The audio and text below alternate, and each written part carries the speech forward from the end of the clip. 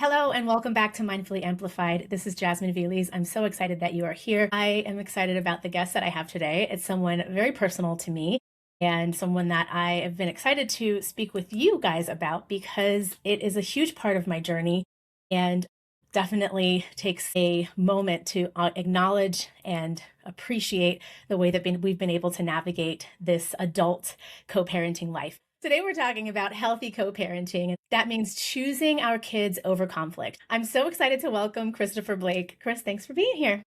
Absolutely. Wouldn't have it any other way. Excited.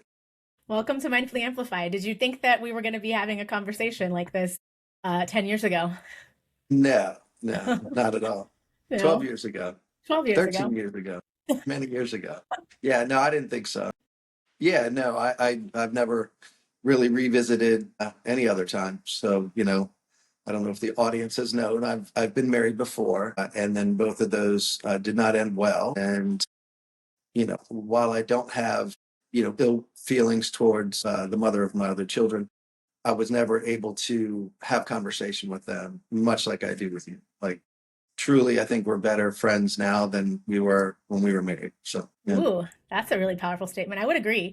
I think yeah, that there is a wisdom that we both have from having had previous relationships that did not work out. And so this feels unique in that we have actually done what everyone else does not do, which is actually use that past experience to inform a different outcome. And so that feels really good. yeah, yeah. I mean, and when I say that, it's not like we were not good together as friends. I think we just understand each other more, like, because we understand ourselves more than we did when we got together. And I think it That's took us being brought together to break things up, shake things up in our lives. We did a lot of great things together. We went through a lot of hard times together. And then I think we've come out wiser and better people after it, both for our kids and for ourselves. Yeah. I appreciate you saying that. And I have absolutely resonate and relate to what you're saying because the reality is that like we both came into this with having had past experiences into our relationship, having had past experiences that I think we understood to some extent, but being in a new relationship and trying to kind of overcome those habits and hurt from previous relationships, like it felt really, speaking for myself, it felt really impactful to have somebody that I can be honest with about the state of my all the things. Like Yeah. you were there to witness me in my, we'll call it evolution, from the Jasmine that was like the workaholic that like couldn't turn it off and took work everywhere, to the version of me that was like battling that that version of myself. And that was a weird season. And so I am grateful to have had someone like you to understand that even though we met and had all these high hopes and these dreams for a relationship, to that things change and we both changed. And it was something that I know wasn't exciting, but it was definitely more, I think, Yeah. well received than other people's exits. And I think just in after, like, I think you hit on a key point. We both changed, but you change year to year. And when you're a couple, if you're not understanding the changes that each other's going through, or you're not really discussing those things along the way, all of a sudden you're left with this big surprise that somebody's acting completely different than they were a year ago, 2 years ago, 3 years ago. So it's something that, I guess a cautionary tale that you have to check in with each other along the way during your relationship, because you change personally, your partner changes personally. So how do you navigate those changes in your lives together?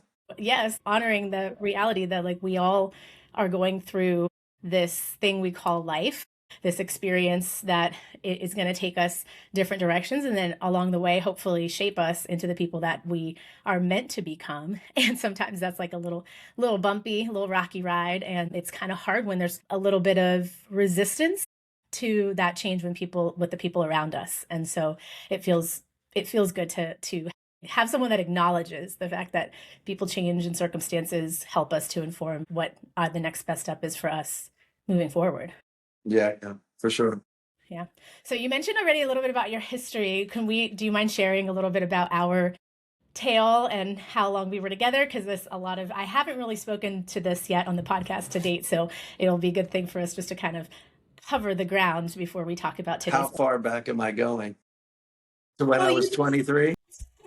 Well, you said that you were married a couple of times. I feel like we could start with how long we were together. Oh, let me share my past maybe real quick. So I also had been, I'm going to put that in air quotates, married. It was a very short period. I did choose marriage, but that actually ended up getting annulled. I was very, very young, 20, 21, something like that. And it was a very dramatic, heart-wrenching, difficult period of my life that I will definitely be talking about here on the podcast in more detail.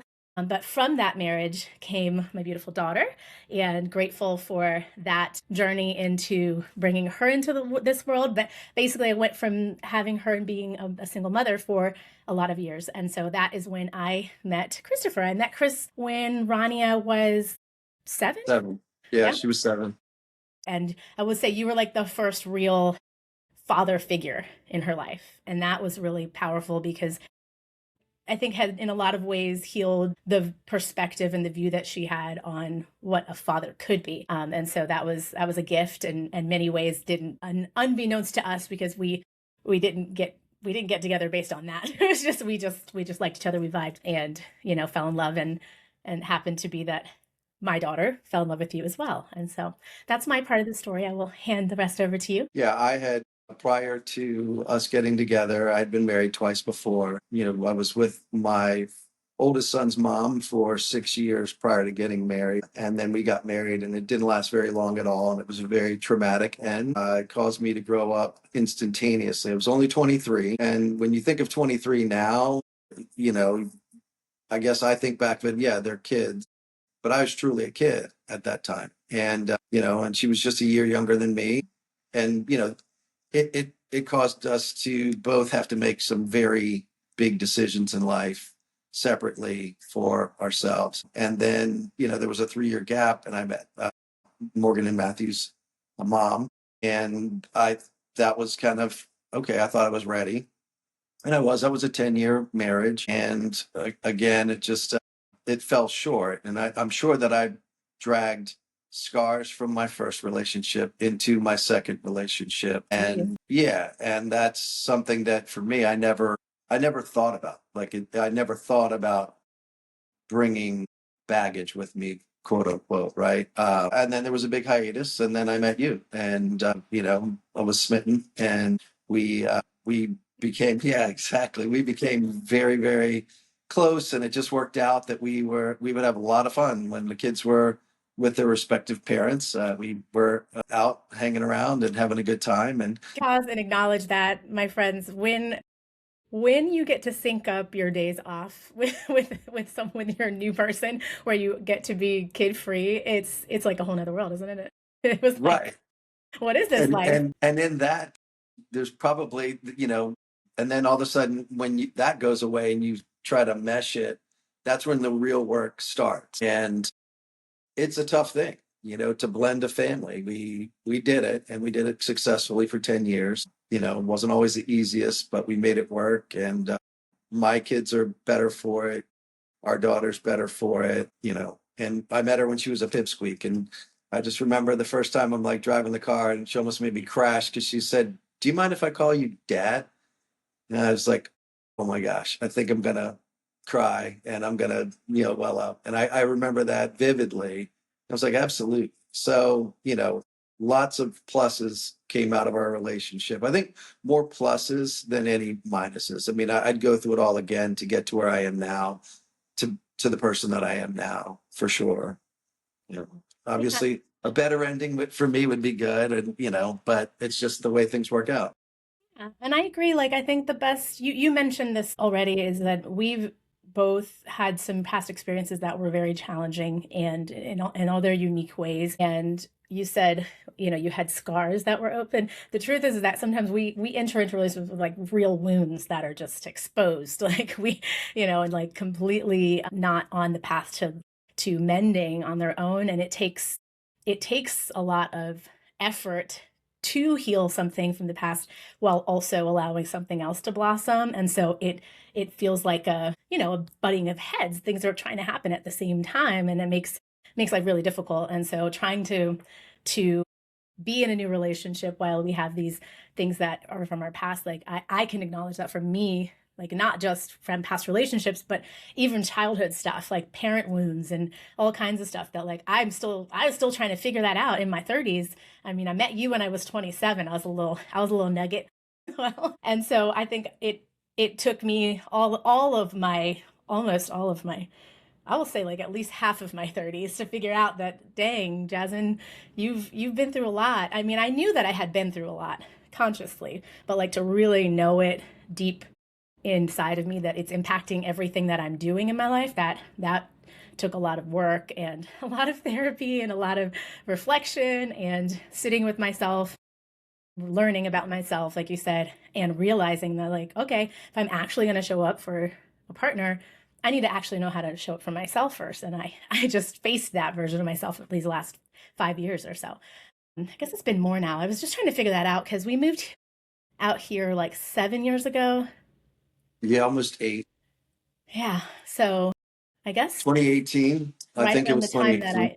yeah. So it was right around the time, right before I came down here, that I started kind of really actively doing the meditation thing and like trying to journal and be a little bit more connected to myself. So it's been a long journey. It's been almost a Yeah. decade of me figuring that out. And I still feel like I've just cracked it open, you know? So Ronnie was 7. A couple of years later, we had Noah. And then I'm trying to think, and Morgan, and your kids were teens at almost Yeah, they were. adolescent and teens. So Yeah. what were the Yeah. ages? Morgan. I feel like it was middle school, high school, and then Yeah, it was. 19, 20 or something like that Yeah. for Zach. Yeah. So Matthew was, I think, in sixth grade, but like Noah. Yeah. Is in now. Noah's now a rising seventh grader. But yeah, Matthew was in sixth. Morgan was in fifth or fourth, somewhere around there. Fifth, I think. Yeah, fifth. So they were still middle school. Zach was grown pretty much, and he'd already finished high school. um, Right, right. Yeah. I he was mean, he was in early 20. If he was 20, he was still we're all still figuring it out in our late teens, early yeah, 20s. Even though we for think sure. we know what we're doing. I definitely thought I knew what I was doing. Yeah. So Well, yeah. I didn't. And so what'd you say? I definitely didn't. Yeah, I just was doing. totally. Yeah. Yeah. So when we think about that, obviously, I think you already said it. We were together for like 10 years, right?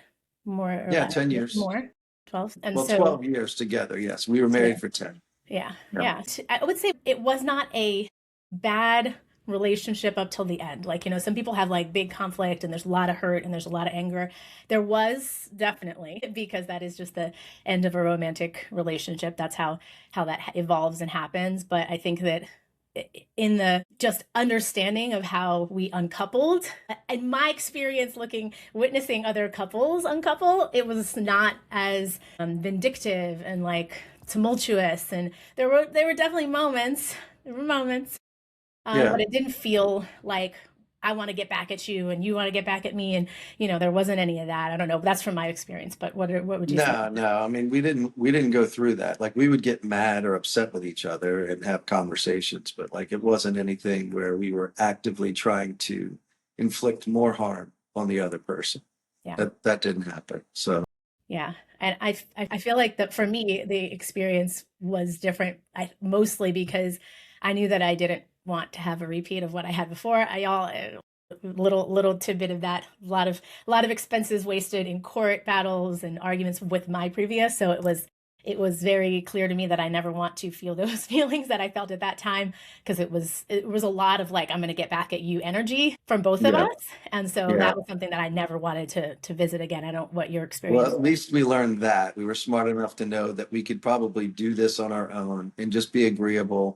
And, on the sticking points, we could work through them. But it really, when you go into court and you put things in other people's hands, that's just a huge wild card, because now you're involving somebody that really doesn't know either of you, and you're asking Kids. them to weigh in on a situation that they are reading on a piece of paper. Hmm. And then they probably see the worst nervous emotional energy from both sides, and they've got to kind of sift through it. And that's not, we both learned that that's not the place to be. Yeah, yeah. I'm very grateful. Like I had someone ask me like in a few months ago, like in passing conversation, like who'd you use for your divorce kind of thing, and I'm like, Nobody. Thankfully, like I have Yeah, no we didn't even references use for you. ChatGPT.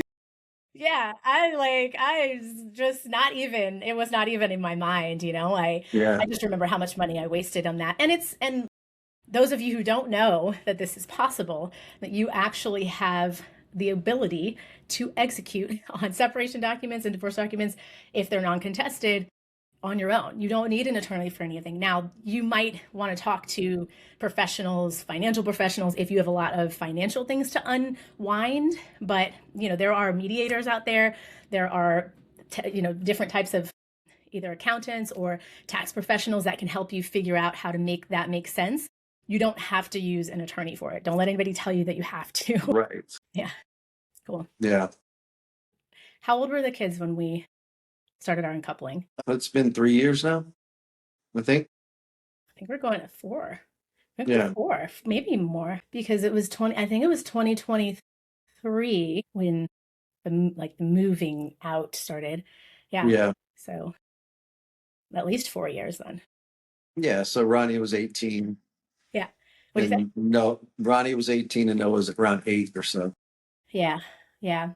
And it's funny because, and it's not funny. I'm gonna be honest. It was like a thought in my mind about something that my coach told me a long time ago, that, things happen in 7-year cycles, and like getting Noah outside of that 7-year cycle, like the first 7 years is like the most memorable, impactful, that impacts you traumatically as you get older. So like that awareness of like, okay, well, we got him past that 7 years. Like, I know that that's not ideal. I definitely didn't want him to experience that, Yeah. the inner conflict that happens in that divorced kid's life. Let's talk a little bit more about kind of how we navigate life now. So I think that first, I just want to continue to acknowledge this part first, is that like I'm deeply appreciative that we don't have this like enemy energy. Like we haven't positioned each other as like you're wrong, I'm right, or vice versa, and like we have to constantly butt heads. And I'm so grateful for that, because I just have seen it.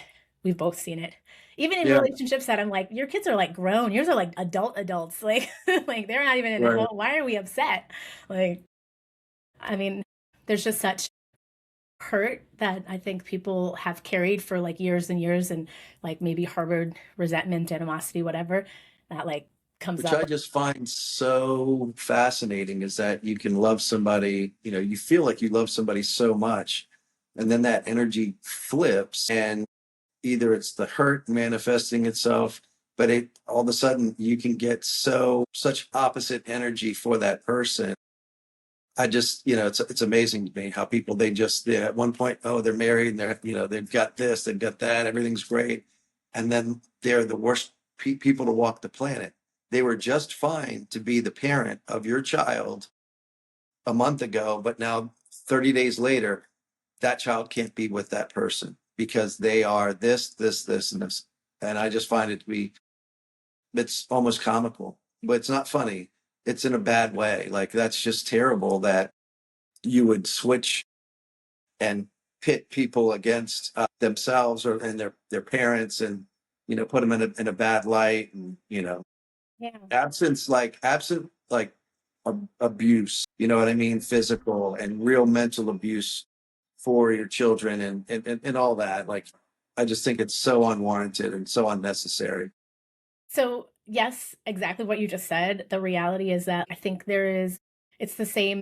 There's emotion that someone has chosen to, I will almost say, maybe unconsciously, it gets transferred to from love to fueling anger and hurt, hate, whatever other things that are expressing from them. I think it's crazy to me. I agree that like, how is it possible that you went from deep love and choosing this person to be your lifelong partner, to be the parent of your children, and now you are using all kinds of tools to try to lob at them and create an enemy out of them? And I know that there's lots of scenarios that people can paint why the other person is the enemy. I think the ultimate piece that really is why we're chatting about this today is that doesn't really matter what outside of abuse, to your point.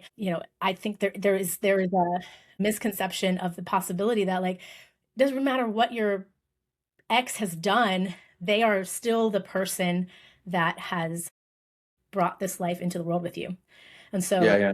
the orientation, or the orientation to like, we co-created this life, so that co-nurturing and continuing to do that together is necessary. Like, I think of it like I feel like I read this in a book maybe, but I have no idea. Basically, that essentially when we are making this choice to be in a relationship, to be in a marriage, you're choosing this person to navigate a romantic life with. But over here is the choice to have a relationship for your kids, where in which you're orbiting your children. You, as both parents, are there to support, uplift, inspire, encourage, all the things, to make sure and to nurture all the things that your kid needs.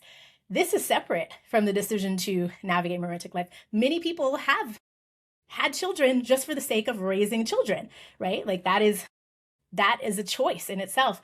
Now, romantic relationship is a separate choice. And over here, like, making the choice to orbit your kid, if that is the conscious choice that's been made, you remain in this orbit where the child is the center. It isn't has you guys aren't you're not even colliding in that way. There is an orientation to point all your energy and focus to protecting and loving on that kid. Yeah. Yeah, I just think it's you get so wrapped up in the emotion of it all that, there's emotion, there's jealousy, there's the fear Mm, of the unknown, there's what's the other person doing? Are they plotting against me? You yeah. know, that makes it like, oh, you said you were going to be here at 5 o'clock, it's 5:15. Let me go all in on you. It's just it Yeah, really you're out to I get me. Why are you trying to, yeah, ruin my life? Like, right. I think that there's just a bit of that goes on, and it's all fear-based, it's all raw emotion, and has nothing to do with the kids. It has everything to do with the adults. exactly. And yeah, Yeah, but it's go we ahead. let it bleed into their lives, which is terrible. We do. And like you said, like the it's the growing egos that are becoming their own universes, and the kids are just over there like, I just want to love you both. Right. And that's Right. the shitty part, like, Yeah. is to think that, like, in the midst of all this animosity, chaos, vindictiveness, whatever, is this child or children, multiple sometimes, that is just like, you are my parents, plural. Like, there is still this feeling of love and unity for the child. And that's the part that I think that is in all of the other books and talks and things that I've listened to around conscious uncoupling and parenting, is that's the main theme, is like, ultimately the kids experience is that this is their family, both parents, right? And so the why does it have to feel different? Making conscious choices with this in mind, that your kids ultimately are your collective, the shared responsibility, right? For both of you to show up for the kids, both emotionally and physically, all the different ways, materialistically, like that, all of the ways that we need to pour and nurture and care for our kids. Like, that part is always going to be that shared commitment. And I know people are like, oh, we're only till 18. The truth is that, like, still going on and on with, hopefully, your kids going off and getting in a serious relationship and marriage and kids and life and graduations and big life milestones. We would hope that it wouldn't be a, well, my ex is going to go instead of me or whatever. Instead, it's like the two of you, right? Right. I get this question often, which is the prompting of you and I talking a lot about this, like, idea of you being on the podcast, is this co-parenting conversation, like, that I reference you as my co-parent, because there's a lot of people who are out there that are like, my ex. And the truth is like I said it earlier, you made the two decisions. The romantic relationship we have left in the past. We've closed that chapter, but what exists and what's real and what's true is that we are co-parents. So why do I need to refer to you as my ex when the real relationship in my life is you as a co-parent?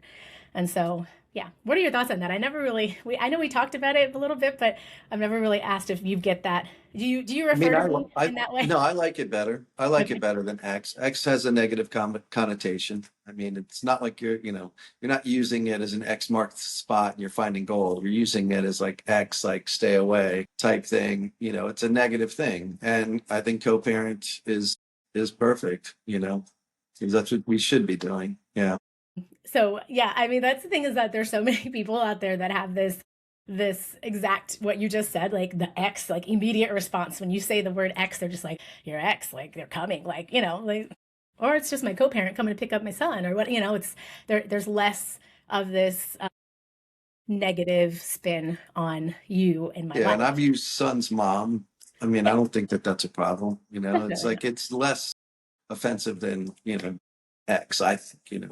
So I have no problem with either one. It's, yeah, works Yeah, for me. you don't have a problem with ex? No, I don't Okay. have a problem with, you know, my son's dad or, my son's mom, my co-parent. Yeah, I think those are a lot softer and easier to navigate. When you say X, that people maybe want to find out, what's the dirty details, but, it's just that part of the life went away and this part of the life still exists. So, Totally. That's precisely the situation. I feel like a lot of people will immediately have that response of like, "Oh, tell me more," or like, or think that they have to behave some certain way if you're around because it feels like, you've experienced it where it feels like now, oh, there's that negative person in your life, so should I be a jerk to them too? right, Like, no, right. it's my Yeah, co-parent and you're around. Like, I don't want it to be felt any kind of way. So, yeah, yeah. for sure. And I want to address this because I feel like this is such an important topic.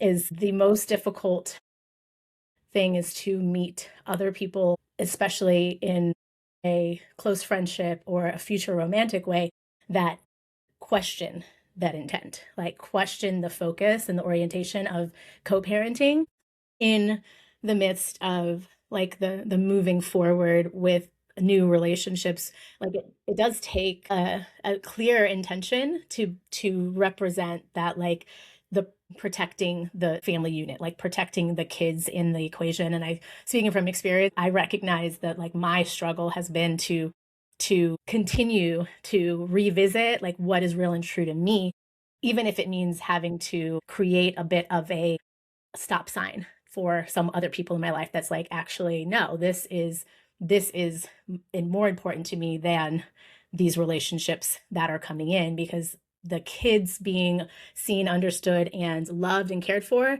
in the process, even in new relationships, matter so much more. And I know that that can be really, really hard for people that are new and who don't have kids, which is new. I mean, I speak from this because like you were the first person that I seriously dated that had children from a previous, and that was like new for me. But I didn't, it wasn't difficult for me because I was very much committed to being that bonus parent and being involved. But I acknowledge that it for other people probably can be difficult, especially if they don't have kids. I had a daughter at that time, so I wasn't contending with whatever feelings I might have about, they're more your kids than, or more your family than me or whatever. And that feels like a real thing that I don't know. What has been your experience, or like Well, whether with you I or do yourself? remember that when we first met and we went through, it was like, I think it was one of the first Christmas seasons, and I stayed the night over at the kid's mom's house. And you're like, so you're going to just like stay overnight there? I'm like, yeah, I'm going to wake up and have Christmas with them, just like at the house. I'm like, yeah, at the house. I'm going to sleep on the couch and I'm going to wake up and be their dad. I'm going to be there for Christmas. And, because that was important to me. I think I can honestly say that that's always been a strong suit of mine. Not to brag that I've been married a bunch of times, but each time I've been able to really, even though whatever I'm going through, for the most part, I've been able to just kind of focus on the kids. Now, was I as nice to the other two? No, but I think it comes with growth. But yeah, I remember you weren't so excited about me going to stay over I at my remember, now that ex's you bring house. that up. Now I definitely remember that, and that goes back to the getting accustomed to this part, which is you always me reminding me that like the most important thing in this equation is the kids, and that because it was new for me was like, but over there, like, should I be concerned? Especially, in the minds of other people, they're just paint these other pictures of, well, this could possibly be happening and that could possibly be going on, Yeah, it's breakup stuff. You go back and yeah, I mean, Yeah, but yeah, that was not even a thought in my mind. That ship had sailed, and it would. The only thought in my mind was that I wanted to be there for these little kids. Matthew Morgan when they woke up for Christmas, and yeah, so I did that. Yeah. yeah. And I definitely I learned, and I feel, I don't know, you could speak to this, I guess, more, but like I don't think it took as long to understand that and learn that. And it, the inviting the ex over to bring the kids for like the next year, I think it was the next year's Christmas. We had just, or maybe it was the year after, we had just had Noah. And it was like, hey, come over with the kids. And it was an, an uncomfortable invite, I think, for Well, I her. think you did that. I I know did. I didn't do that. Yeah, Yeah. I didn't do that. I went along with it. Having experienced the clear vision of the blending of the family being a healthy experience, that was something that I think we both shared. And so that was the priority for me. That felt more important, that the kids understood that it was okay for them to be themselves around the other parent. That's the part that I've seen in so many other relationships. It's like almost like the kids feel weird being happy and loving to the other parent when the other co-parent is around or whatever, or the other Right. ex or whatever, the ex is around. It's like that's not fair and not a good place to be in. Like even for the bonus parent to be there, like I want to also clear, I wanted to clear the air that there wasn't like a threat. I mean, I was a younger woman coming into the picture, and so I think there was a feeling of, this girl in her 20s, she's going to come in and try to, replace me or whatever. Yeah. I didn't have that. It wasn't a bone in my body that wanted that and didn't want to come in and try to be this like, let me show you how good I am as your new mom. Like, Right. Right. Right. and so Yeah. I think that part in general is actually the theme, I would say, of even the new, what I was just mentioning about like new relationships, is like safeguarding the family unit and the new person understanding that you aren't coming in to be the savior for the kids and like be the new super parent and be the bonus parent. Like, Just be friendly, just be kind and be available. I think, because I can't speak for my kids, but I can empathize and put myself in their shoes. I wouldn't want to be talking to, you know, if my dad brought home another woman, like I love my mom like nobody's business. And if my mom brought somebody and I love my dad, I mean like that's got to take some time to get used to.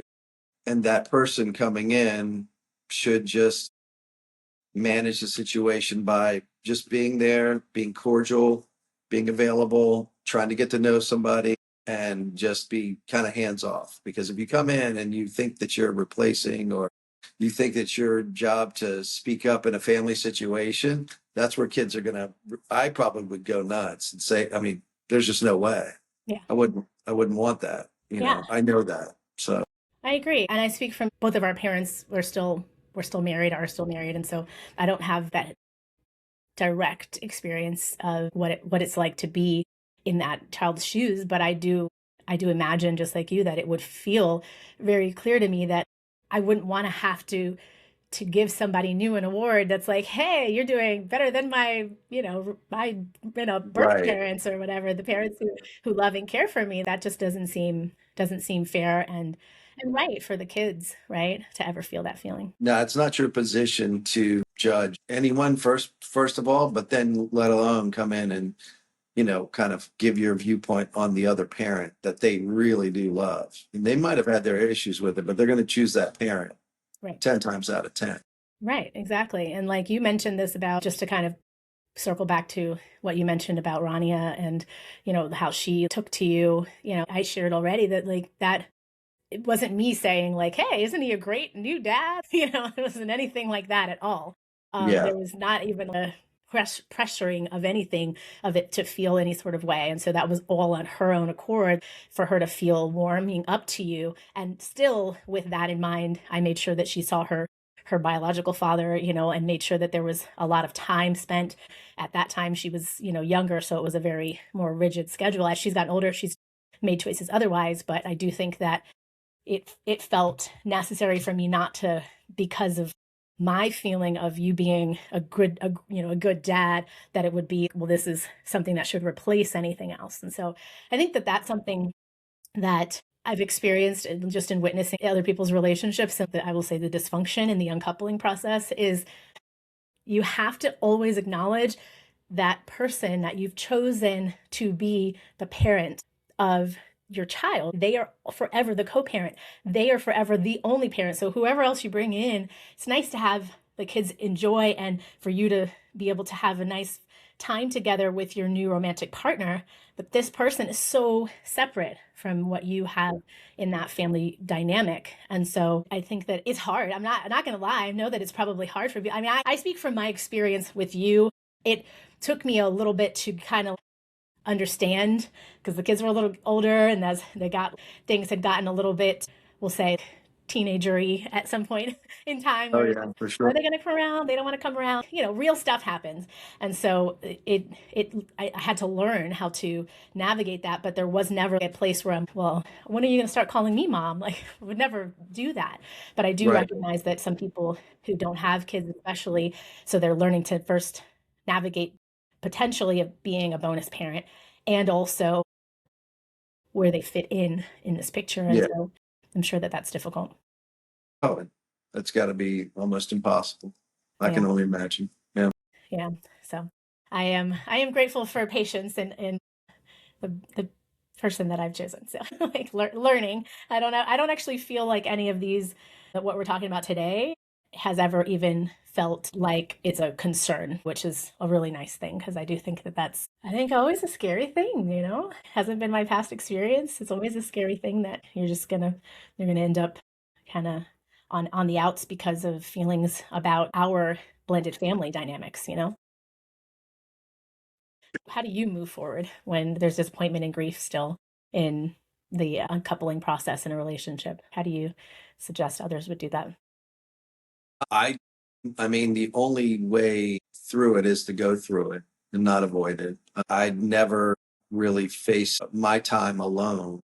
I faced 3 years alone or like navigating as a single parent. But most recently, like I haven't dated. It's not like something that's important to me. It'd be nice, but at the same time, I don't feel that I'm equipped to be, I would say, counted on in that way.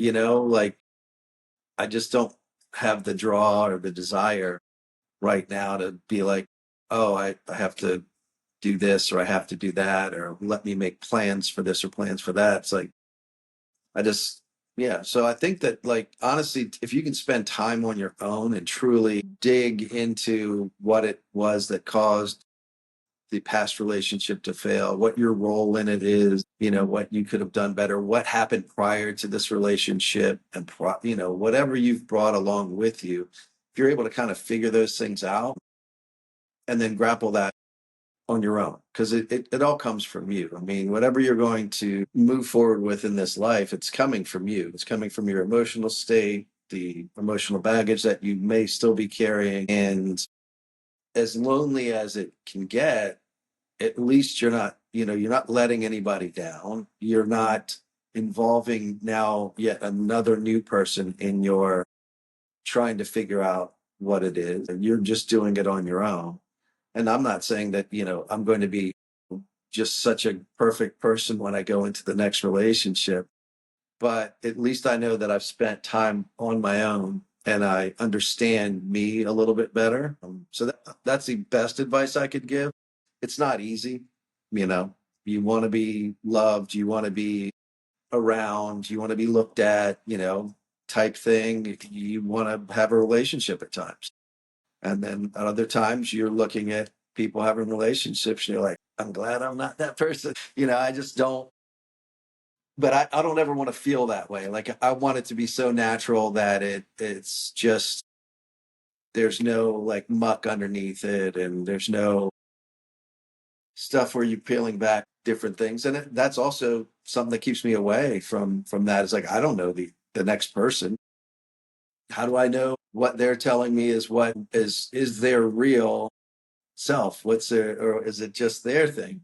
So I'm good where I am right now. But I think that spending time on your own and really understanding, like, if you do move forward, what are your goals?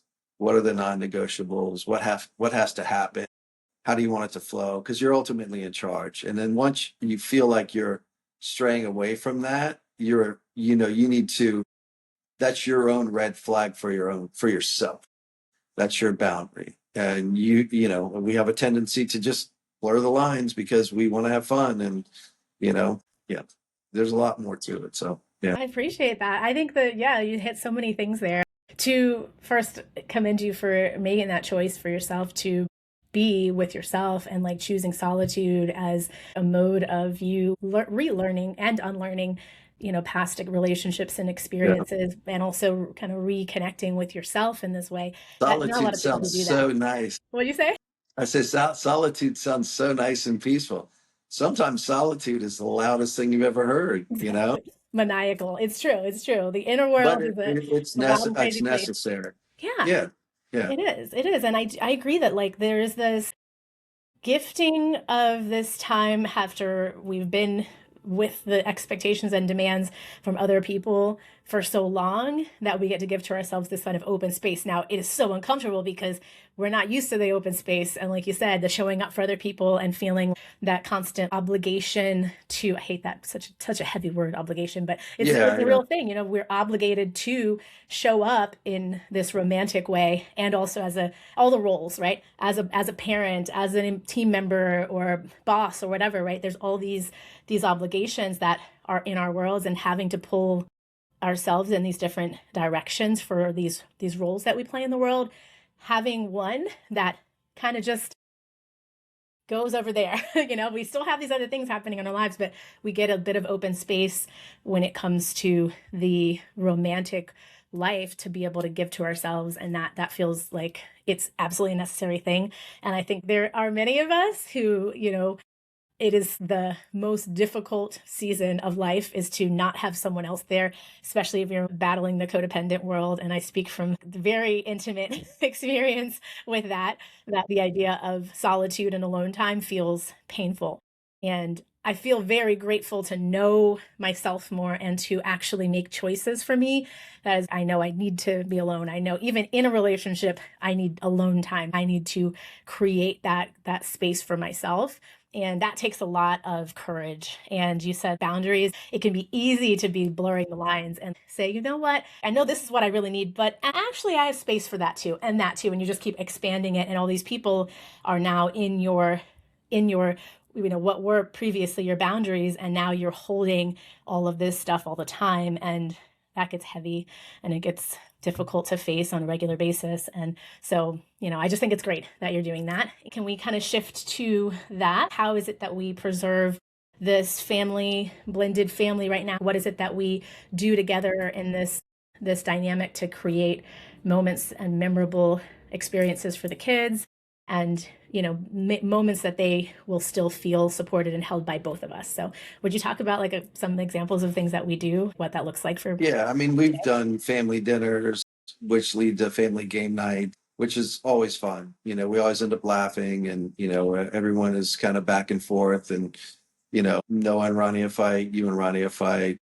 I still have to be the dad, and like, we don't fight anymore, which is good. But it's fun to watch the dynamics of Noah getting older and enjoying his time with his older sister, and her kind of falling back into being our little girl in the moments where we're watching them play, and we're all hanging out together, being silly. So, I mean, family dinners has been great. Even, you've been good about extending invitations out to do different things. The symphony night, that was cool. We hung out, and, it just feels natural just to hang around. So, I never thought it would be this way. I never set out for it not to be this way, but I just, in my past experience, it's just never turned into that. Like, never did. So I'm grateful for that I don't have to, because it's burdensome. It's just a bunch of negative energy that you just don't need to harbor and carry around with you because, of X, Y, or Z. And fortunately for us, we didn't there was no big bloodbath of money that had to be distributed, and what's yours, what's mine.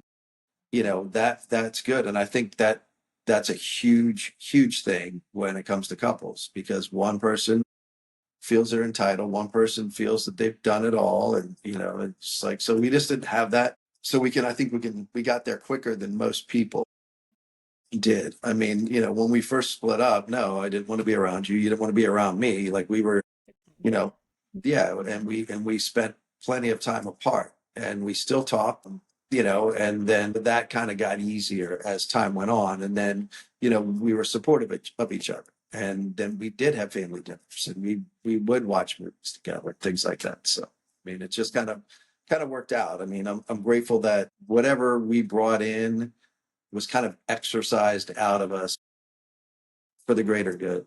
Yeah. Yeah. Yeah. I appreciate you for reminding me about things too, that there was a season of, we're going to say, holding, where it was just like, all right, this new space, that's just me, like me being in the house alone.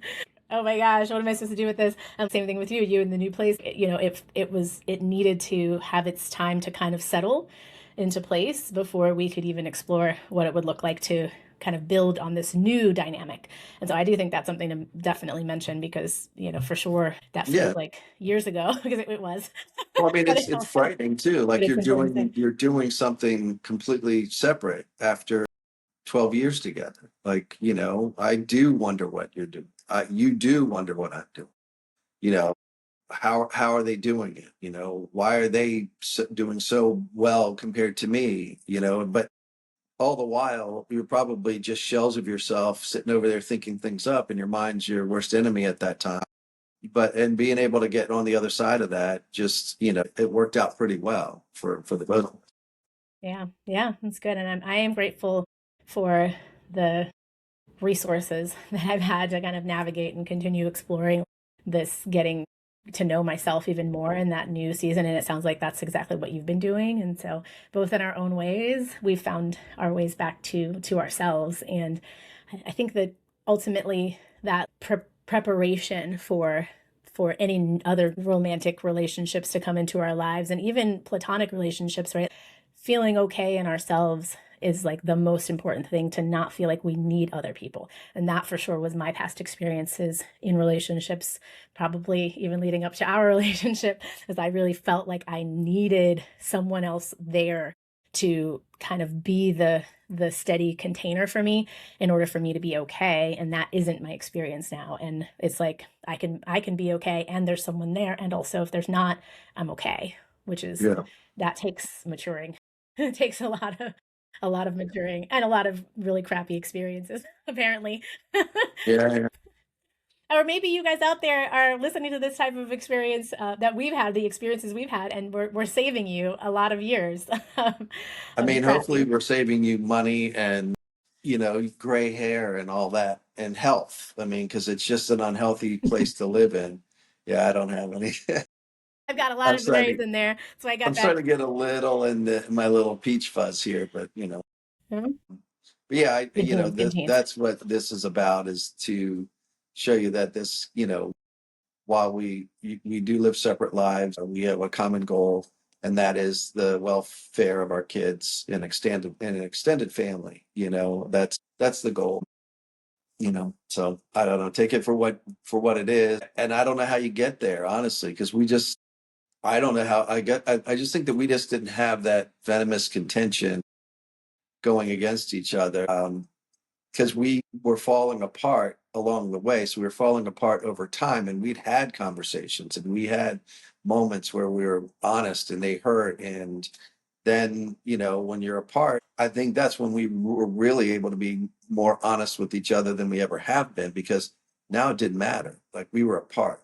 So we were able to have conversations and say things to each other without fear of the other person's feelings getting hurt, based on what we thought were truthful things to us. So if you can get to the truth of the matter and you can share it, you should, and you should just always, you should be the bigger person, both of you at the same time. It's the hardest thing to do, but be the bigger person and just raise your children so that they don't see this side of you, because they don't want to see it. They don't want to be part of it. It's not who they know. They don't know that. They don't know that adult side. Older kids may understand a little bit better and navigate it a little bit better, but they're still your kids, and they still don't want to hear it, They see don't. it. So They yeah, don't. Yeah, and I hear what you're saying there too, that there is this shared, I feel like, unspoken commitment that we had at the beginning, because we had tried hard. We had tried a lot of different things in our relationship before, so it was already okay, you know, we did what we need to do for our relationship, our romantic relationship. Like, over here is the kids, and this is so still very important to both of us. And that I think Yeah. is something we came to thankfully just kind of on our own. But we did seek therapy. There were lots of attempts at different, things to kind of remedy, mend the relationship. And having made a choice and choices that led to us separating, it felt like this part, we did all the things we could do for it. And so the kids over here, they were always a priority in our lives. And so that doesn't go away, it doesn't go away. And I think you said it earlier, which is that everybody has their own experiences in relationships. There's definitely hurt in the uncoupling process for a lot of people. I think that it really ultimately depends on how you navigated the relationship and its end, and how you might navigate the divorce, right? I mean, the co-parenting, because over here, if that was a crappy experience and you weren't really committed to getting to some sort of resolution, even if the solution is that there is no solution, at the end of it, that sometimes echoes into just, unfortunately, how you navigate things with this person, and maybe, both of you need more therapy. Yeah. That's my Yeah. feeling. There's never enough therapy in this world. I've got a session today, as a matter of fact. So, but I do think that there is a beauty in this experience for everybody. I feel really grateful because there is never, at this stage, yes, like Chris mentioned earlier, probably at the very beginning, it felt uncomfortable, even the trade-off, the swapping, the drop off to the kids and the whole thing, that probably felt way more uncomfortable than I would have hoped for. But since like our healing, I don't know, it's a few years now, right? That I don't feel any kind of way when we're exchanging. I don't feel fear to let you know what's happening, which I think is so important. Like even in the midst of all of our uncomfortable moments, Yeah. we were still very communicative about what's going on with both kids. Like, I mean, we went through some real stuff when we were uncoupled with our oldest, with Rania, that like, it was like, we are, got to show up for her in this crazy season. Yeah. And so it was really supportive, and I think really helpful for the kids to also feel that like they have both parents. It's not I have to choose. It's like, no, they're both going to show up for me. And so even if I got to call them with this crappy update, Right. I got to be Right. honest with both of them. So, Yeah. yeah. For sure. I guess we're wrapping it up here. I feel the most important thing is that we recognize that life is adjusting and shifting for us, especially if we're making this choice to uncouple. But the ultimate thing is what is consistent is our commitment to the kids and commitment to showing up for them as parents into the foreseeable future. My hope is that we still have those moments like you just expressed, all of these times that we get to spend together, because those are really, I believe, really powerful moments for our kids to witness us still being okay around each other, to each other, with each other, and the kids being able to have this fun, loving, held experience that lets them know that it's okay to be a family in our own unique way. It doesn't have to look Right. traditional, Right. right? It's like Right. this is still a family unit for them. And so I hope that we inspire you all to make this same commitment. Yeah. Yeah. Not the easiest thing, but it's doable. You just have to set aside your pride and and kind of really examine who you were with to begin with. You're a good person, you're a good mom, and you were a good mom all the way through. Because I'm not with you and you're not with me doesn't make me a bad dad or a deadbeat or any of this. It just makes it we're just separate now. And that's probably a part that also brings a bit of fear. Now you've got to be a parent on your own and not with the other person. And you just have to navigate that separately. But then if you can get back together and navigate it together and kind of let the kids know that there's life after this. You don't have to be mired down in the ending of a relationship. It's not a badge of honor. It's the way life goes sometimes. And you've got to, you're teaching your children what the response should be. They're watching, and that's important. So That's true. They are, and they're learning. And I think that the greatest gift we've given them is the freedom to know that love can still exist even after the end of a relationship, and we can show up for each other, and it doesn't yeah, have to be painful animosity and, treating each other poorly and all of that. And so, yeah, I am grateful for that. Thank you for that. yeah, you got it. Yeah. Absolutely. Cool. All right, friends. Thank you for hanging out with us and learning about this possible approach that you could take to co-parenting in a healthy way for your kids. We hope that we've inspired you. Please let us know in comments and Yeah, whatever if there's any platform you're on. comments or questions, we could jump back on and discuss them. Yeah, yeah. We definitely want to continue letting people in on this type of lifestyle because I think that it is something that isn't spoken enough and we don't really, I think, celebrate the the gift of being able to show up in this way as co-parents in life. And so thank you for Yeah. being willing to do that, Chris. And All yeah, right. Yeah. listen, you guys, if you enjoyed what you heard today, make sure that you rate the podcast or give this episode a thumbs up if you're watching it on those platforms that's possible. And if you aren't already following or subscribed, please go ahead and do that. And yeah, Chris, thank you for hanging out today and You're look forward welcome. to having you back on. All right. Take We'll care. see you soon. Bye bye.